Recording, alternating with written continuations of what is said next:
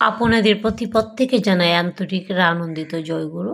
পরম দয়াল শ্রী শ্রী ঠাকুর অনুকূলচন্দ্র বলেন, সংকোচে দুঃখ, প্রসারণে সুখ।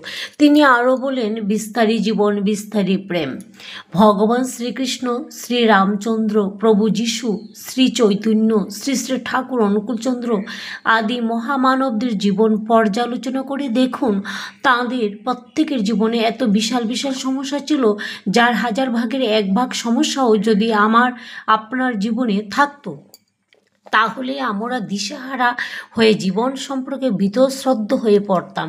শ্রী রামচন্দ্র, যিনি পুরুষোত্তম, তাকে বিনা দোষে রাজমহলে শোক ছেড়ে বনবাসে যেতে হলো। সেখানে গিয়েও শান্তি নেই। প্রবল পরাক্রমে রাবণ এসে রামের স্ত্রী সীতাকে অপহরণ করে নিয়ে গেল। একজন পুরুষের জীবনে এর চেয়ে বড় সমস্যা আর কি হতে পারে? অথচ সেখানেও রামের কোনো দোষ ছিল না।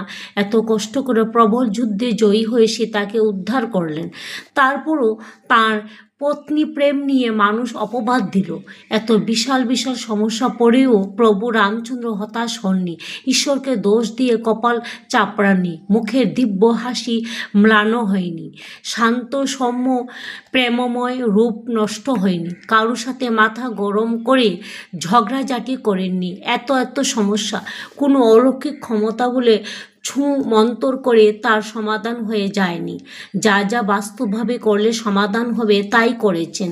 অথচ আমরা সমস্যায় পড়লে ঈশ্বরকে দোষারোপ করি, তাঁর কাছে প্রার্থনা করে ভাবি কোনো এক অলৌকিক প্রভাবে যা জাদু বলে আমি সমস্যা থেকে মুক্ত হয়ে যাব।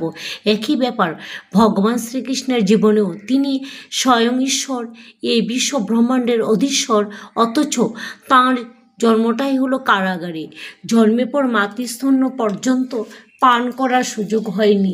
রাতের অন্ধকারে পালিয়ে আসতে হলো অনেক দূরে পালিতা মায়ের কাছে, সেখানেও শান্তি নেই। কিছুদিন পর পর কংস তাঁকে হত্যা করার জন্য চেষ্টা করতে লাগলো। কুরুক্ষেত্র যুদ্ধ থামানোর এত চেষ্টা করলেন, কিন্তু পারলেন না। অথচ যুদ্ধ শেষে গান্ধারী সমস্ত দোষ শ্রীকৃষ্ণের উপরে চাপিয়ে দিলেন। যীশুখ্রিস্টের জীবনে চরম অত্যাচার ও লাঞ্ছনার কথা আমরা সবাই জানি।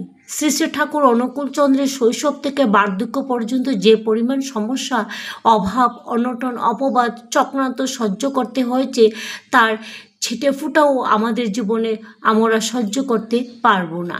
বন্দে পুরুষোত্তমম।